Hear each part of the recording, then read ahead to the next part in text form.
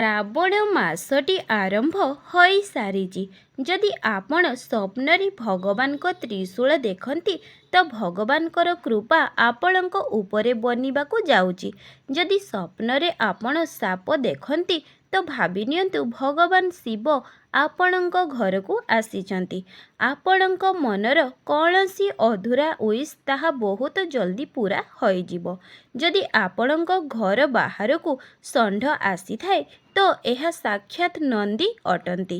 ସେହି ଷଣ୍ଢର ଆଶୀର୍ବାଦ ନିଅନ୍ତୁ, କିଛି ନା କିଛି ଖାଇବାକୁ ଦିଅନ୍ତୁ, ପାଣି ପିଆନ୍ତୁ। ଆପଣଙ୍କ ଜୀବନରେ ଯେତେ ବି କଷ୍ଟ ଥିବ ମହାଦେବ ତାହା ଦୂର କରିଦେବେ। ଶ୍ରାବଣ ମାସରେ କାଉଡ଼ିଆ ଜଳ ନେଇ ଯାଉଛନ୍ତି, ଆପଣ ବି ଜଳ ନେଇ ଯାଇପାରିବେ। ଯଦି ବି ଜଳ ନେଇ ଯାଇପାରିବେ ନାହିଁ ତ ଗୋଟିଏ କାମ ଅବଶ୍ୟ କରିବେ। ଯେତେ ବି କାଉଡ଼ିଆ ଯାଉଛନ୍ତି କିଛି ନା କିଛି ଖାଇବାକୁ ଦିଅନ୍ତୁ, କିଛି ପିଆନ୍ତୁ, କିଛି ପଇସା ଦେଇଦେବେ, ଯାହାଦ୍ୱାରା ତାଙ୍କ ଯାତ୍ରା ସୁଖମୟ ହୋଇଯିବ। କେବେ ବି କାଉଡ଼ିଆଙ୍କୁ ଅପମାନ କରିବେ ନାହିଁ, କାହିଁକି ନା କାଉଡ଼ିଆ ଯାତ୍ରା ଭୋଳାନାଥଙ୍କର ରୂପ ହୋଇଥାନ୍ତି।